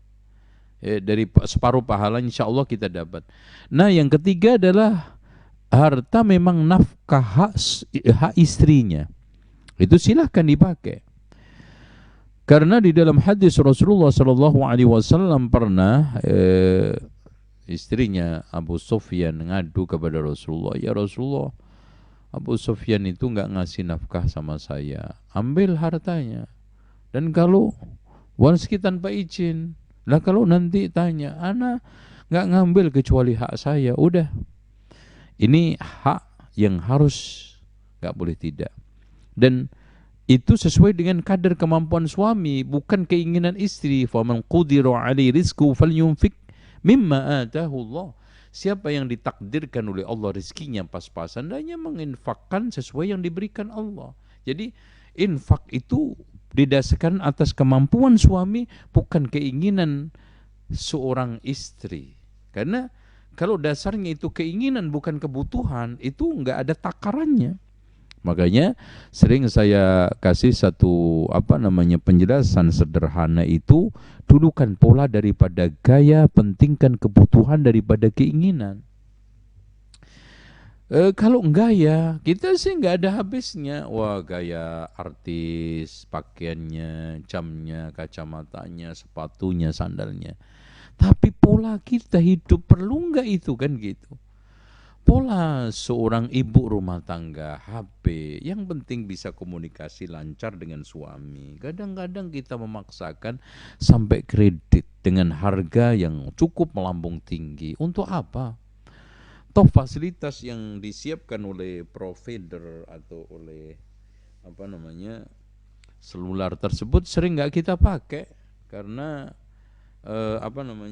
kita ya paling sering menggunakannya kalau enggak WA, SMS, telepon, foto-fotoan itu aja. Makanya orang Indonesia itu wabil khusus kalau mau HP yang ditanya utama pertama adalah foto-fotoan. Ya fotonya gitu kan gitu. Apalagi mau haji, mau umroh, beli HP itu yang ditanya utama pertama fotonya. Foto apalagi haji itu Masya Allah. Ya, naik pesawat foto-fotoan, ya di bandara foto-fotoan, nyampe Mekah dipoto lagi selfie, ngelempar jumroh juga dipoto, Masya Allah ya, nyium Hajar Aswad juga dipoto kan gitu, Masya Allah. Akhirnya rukun haji yang kelima foto-fotoan. Sekian, mungkin ada yang lagi. Barakallahu fiik Ustadz atas jawabannya yang sangat bermanfaat. Selanjutnya kita buka kembali pertanyaan. Silakan pada seluruh pemirsa yang ingin bertanya langsung kepada Al Ustadz bisa melalui via telepon di 0811112192 atau bisa melalui pesan singkat. Sekarang kita bacakan melalui pesan singkat Ustadz. Ya, silakan. Mohon dijelaskan hukum safar bersama dalam satu lembaga yang diantaranya ada akhwat tanpa didampingi mahram. Jarak safarnya kurang lebih 80 km. Gimana Ustaz hukum Ustaz? Jazakallahu khairan. Taib. Fenomena yang paling sering kita lihat di tengah kita fenomena zaman akhir, yaitu fitnatun nisa, fitnah perempuan. Makanya Rasulullah sallallahu alaihi wasallam mengatakan, "Ma taraktu ba'di fitnatan adharru 'ala ar-rijali minan nisa." Tidaklah aku tinggalkan fitnah yang lebih berat buat laki-laki ketimbang perempuan. Kenapa? Karena di berbagai macam lini kehidupan, perangkap utama selalu dihadirkan oleh syaitan adalah lewat wanita. Makanya Rasulullah SAW mengatakan, "Idza kharajatil mar'atu istashrafaha syaitan." Jika perempuan itu keluar, dikuntitin, dibuntutin, dijadikan oleh syaitan sebagai perangkap. Makanya Rasulullah SAW mengatakan, "Innal mar'ata tuqbilu bi surati syaitan wa tudbiru bi surati syaitan, faman absara dzalika falyati ahlahu fa innahu yaruddu dzalika." Sesungguhnya perempuan itu bila dilihat dari depan adalah syaitan, dilihat dari belakang adalah syaitan, siapa yang kesyaitannya dengan perempuan hendaklah cepat mendatangi keluarganya, alias menggoda. Itu loh. Makanya Rasulullah SAW mengatakan, "Fattaku ad-dunya fattaqun nisa." Waspadalah terhadap dunia dan waspadalah terhadap perempuan. Fa inna awwala fitnati Bani Israel kanat fin nisa. Karena fitnah pertama kali yang menimpa Bani Israel adalah di perempuan. Makanya untuk menangkal itu Islam memberikan satu keleluasaan. Kalau memang terfitnah dengan perempuan, menikah. Masih juga tambah lagi 1, 2, 3, 4. Ini menunjukkan bahwa Islam ini benar-benar mengunci rapat fitnah, memberikan alternatif yang halal. Tapi kan yang aneh di kita ini kan pacaran dilonggarkan, bahkan dibolehkan, nikah, atau orang yang berusaha untuk menjaga diri dicibirkan. Poligami dimusuhi, tapi orang punya hubungan dengan banyak wanita, ganti-ganti pasangan, ya, semen leven, ya, itu hal yang biasa gitu loh. Ini suatu hal yang aneh ya gitu kan. Nah, soal masalah kaitannya dengan lagi ya, perempuan yang pergi bareng tadi. Ana ingin tegaskan, Mas ya, mbak-mbak sekalian, perempuan itu di Islam sangat mahal sehingga harus dijaga. Islam sangat memuliakan perempuan sehingga kehormatan-kehormatannya punya poin-poin tersendiri beda dengan laki-laki. Termasuk pergi yang banyak potensi ya, bukan otomatik, potensi menimbulkan fitnah. Dan Islam itu kan di dalam mengawal tindakan itu ada tindakan preventif, ada yang tindakan yang sekarang setelahnya ya. Kalau preventif itu adalah antisipasi. Dar'ul mafasid muqaddamun ala jalbil masalih.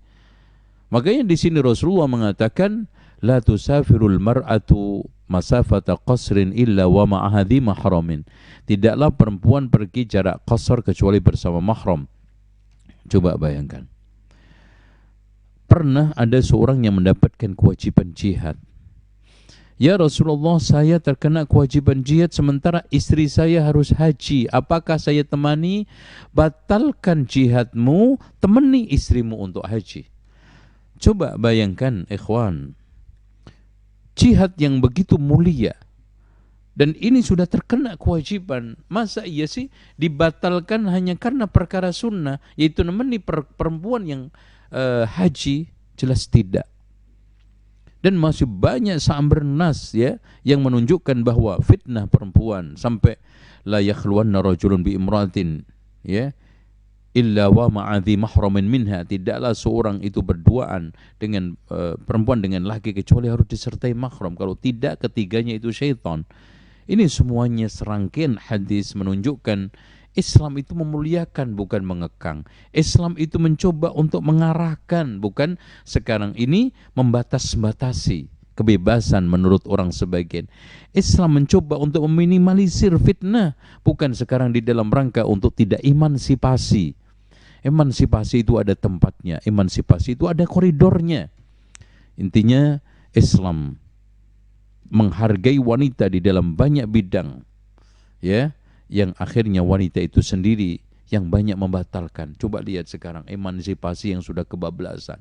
Sampai-sampai begini loh Pak, laki-laki ini bakal akan nuntut emansipasi dengan perempuan nanti, ya kan. Selama ini perempuan menuntut hak-hak laki-laki seperti laki-laki. Ini lambat laun laki-laki akan menuntut hak seperti perempuan karena diberikan hak begitu berlebih, dikasih porsi begitu luas, yang akhirnya menimbulkan segala sesuatu. Kalau berlebihan pasti akan menimbulkan masalah. Wallahu a'lam bishawab. Barakallahu fiik Ustaz atas jawabannya yang sangat bermanfaat. Ya, silakan kepada pemirsa yang ingin bertanya langsung kepada Al Ustaz, bisa melalui via telepon atau pesan singkat di 081 111 2192. Ya, kita lanjutkan Ustaz melalui pertanyaan pesan singkat. Ustaz, saya ingin bertanya, bolehkah saya mengeraskan bacaan sholat saat mengimami orang tua saya yang tidak tahu atau tidak bisa bacaan sholat, dan juga mengeraskan zikir setelah sholat agar orang tua saya mengikuti bacaan saya ataupun mendengarkannya? Jazakallahu Ustaz. Perlu diketahui bahwa mengeraskan bacaan untuk kepentingan sholat, merata semua sholat ini merupakan suatu perkara yang harus kita hati-hati. Karena kalau itu kita lazimkan terus-menerus, maka akan menimbulkan kebid'ahan di dalam agama. Oleh karena itu, caranya kita ajari. Kalau tidak, karena tidak bisa membaca tadi, maka kita anjurkan berdiri, rukuk, sujud, semuanya membaca Subhanallah, alhamdulillah, wa la ilaha illallah, la hawla wa la quwwata illa billahil aliyyil azim. Itu diajarkan oleh Rasulullah SAW di dalam hadis yang dikeluarkan oleh Imam Abu Dawud. Ketika ada orang, ya Rasulullah, saya sudah tua, masuk Islam, tidak bisa belajar apa-apa. Ajari kepadaku ya Rasulullah yang saya gunakan untuk sholat. Rasulullah mengajarkan subhanallah walhamdulillah wa la ilaha illallah wa akbar, la hawla wa la quwwata illa billahil aliyyil azim. Itu aja. Sambil kita ajarkan kepadanya bacaan-bacaan di luar sholat, itu caranya. Nah, bagaimana terus kemudian untuk mengajari di dalam sholat? Ya ketika keras kita bisa keraskan bacaannya. Itu cara yang tepat, artinya tanpa kita merusak sholat, pelan-pelan orang tua kita bisa mengikuti, bisa menjalankan sholat dengan baik biiznillah. Wallahu a'lam bishawab. Barakallahu fiik Ustaz atas jawabannya sangat bermanfaat. Silakan bagi pemirsa yang ingin bertanya langsung kepada Ustaz bisa melalui via Halo. 081 Halo. 111 2192. Iya, Bapak, dengan Bapak siapa, dari mana? Halo, assalamualaikum. Waalaikumsalam warahmatullahi wabarakatuh. Ya, silakan Bapak, Ini sudah mau masuk. nanya tapi kok nggak nyambung-nyambung. Ya, silakan Bapak. Sekarang udah nyambung, Pak. Oke. Hah? Silakan Bapak pertanyaannya, Bapak. Bisa nanya di sini bisa. Ya, silakan. Bisa.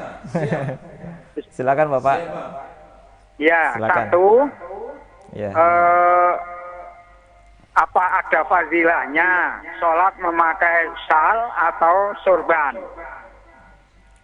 Oh iya. Yang kedua, saya ini kan udah tua.